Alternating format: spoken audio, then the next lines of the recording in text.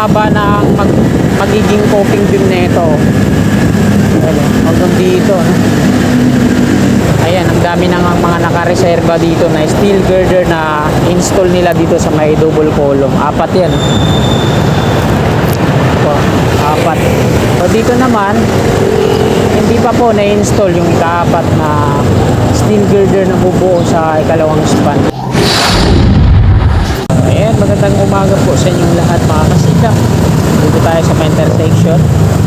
Yung pakanan, patungong UN, Guanzon Avenue, Quezon Street, yung pakaliwa, diretso Quirino Avenue, at nasa southbound po tayo.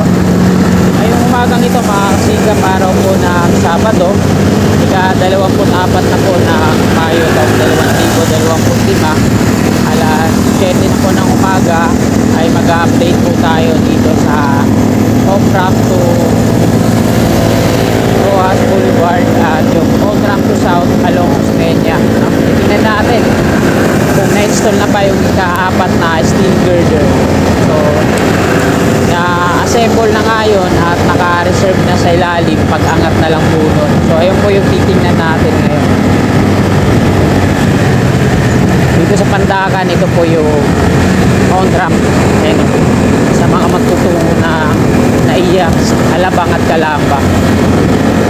Itong nasa taas naman natin, yung mataas na to, off-ramp po yan, yung mga galing south patungo dito sa Mabini Bridge, Espanya at patungo UN. So dito naman yung pakanan na to, yung patungo dun sa Pedro Hill LRT at sa may Paco Market, Plaza Azul dito sa kaliwa.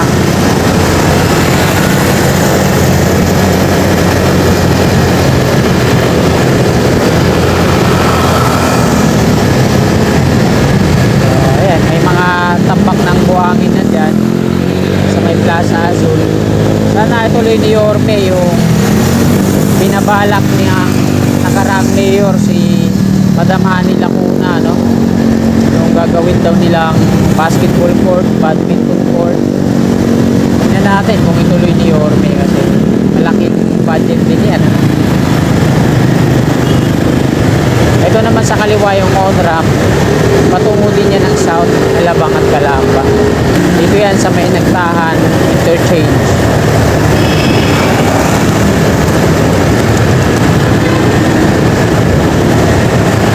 Ayan mga kasikap, pakanan muna tayo dito. Silipin natin yung on-ramp.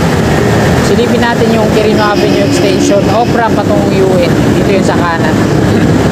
Excuse me. Excuse me po.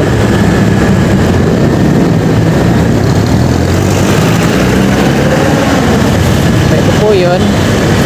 Check natin. Baka mamaya biglang magkaroon ng progress patungo dito. At least malaman nyo meron na. Pero sa ngayon, wala pa. Ang una kasi nilang gagawin dito, gigibayin yung Center Island yung sa tawid. Ayan, U-turn na tayo dito. Wala pang progreso.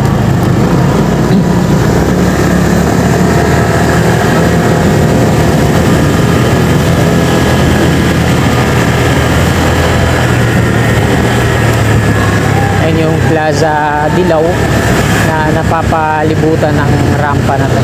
Off-ramp galing north po yan, NLEX patungo dito sa baba, southbound ng Quirino Avenue.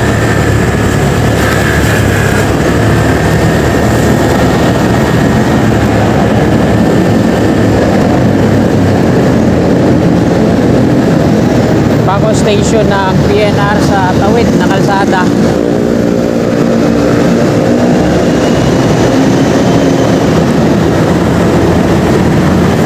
Hindi gaano ka-traffic ngayon dito. Sabado po ngayon mga kababayan. Kaya, pero depende rin, no? Kasi may araw ng Sabado dito na talagang hindi mahulugang karayo. So, walang ginagawa sa tawid na kalsada kaya maliwalas. Ito na yung off-ramp to Top Rojas Boulevard. Yan, lahat na yan may mga may mga support para sa binubuo nilang platform para sa paggawa ng spearhead. Ayan, o.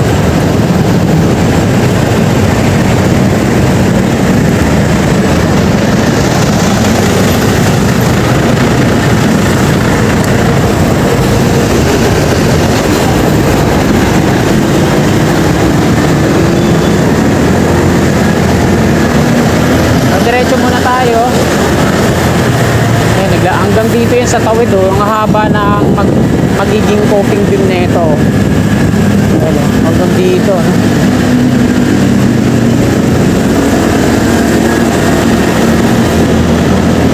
Abot hanggang dito sa ano, sa kalsada.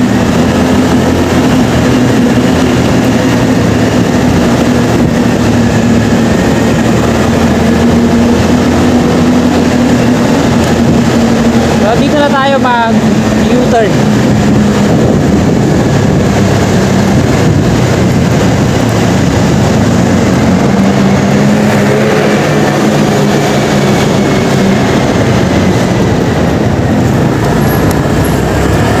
Pag U-turn na po tayo northbound ng Quirino Avenue.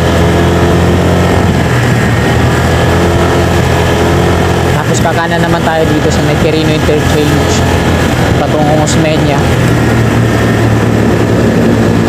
So sa mga kasikap natin na nanonood na ang ating video na gusto lang alamin kung saan patungo yung Osmeña, so kanina dapat din na kayo dumiretso dyan. Kumaliwa na kayo diretso dyan. So ito yung unang pierhead, pier column dito sa on-ramp to South along Osmeña. So yun na lang yung pangalawa, yung wala pang pierhead, diretso na yan patungo dun. So meron siyang 12 pier column dyan, kabilang na yung double column na nandoon. Ayan po yung sa on-ramp to South along Osmeña. Dito naman sa kaliwa, ayan naman po yung off-ramp patungong Top Roas Boulevard. Ayan yung pier column alignment niya mula dun sa dulo. Meron siyang 8 na pier patungo dito. At ito yung pang-8. Meron na platform kung mapapansin po natin, ano. At yung support niya ay saklaw hanggang dito sa Center Island. Mahaba yung pierhead na gagawin dyan. So ito pa lang yung may platform yung nasa unahan, yung pang-8. So dito mga kasikap, kanan na po tayo. Quirino Interchange.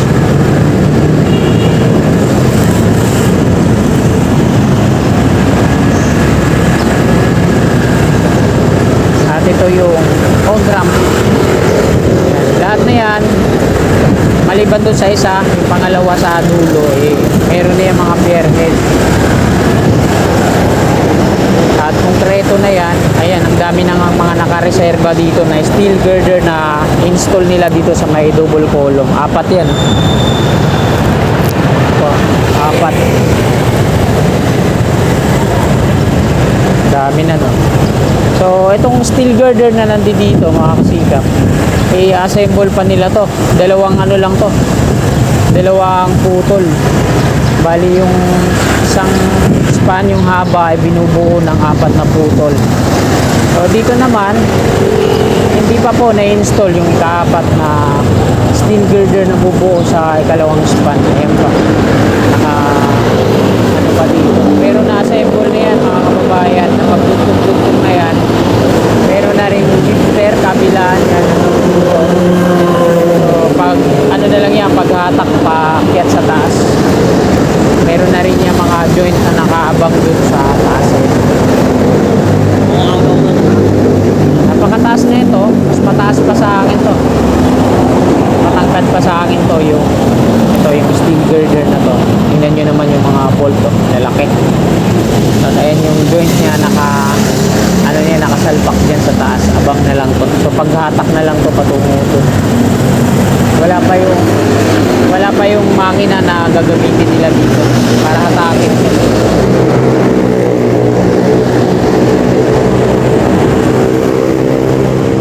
So ito yung unang span na nagawa na nila. Dito sila nag-umpisa sa dulo. Meron na po yung mga brace para hindi maghiwala yung dalawang steel girder. Osmeña Highway na to mga kababayan. At ayan, magandang umaga po sa lahat. Dito na po nagtatapos tong video na to. Salamat po sa walang sawa at upay niyong suporta. Sana bago nyo lisanin itong video na to, baka pwede naman po ulit ako maglambing. Ayan, baka pwede naman po pahingi ng isang like. At sa mga kasikap natin na nakapanood na hindi pa nakakapag-subscribe, na willing po kayo kayo sumuporta sa akin. Click lang natin subscribe din sa baba, sa gawing kanan at yung katabi niya. Bell po natin para always na updated po lagi tayo sa mga bago pang paparating ng mga updates.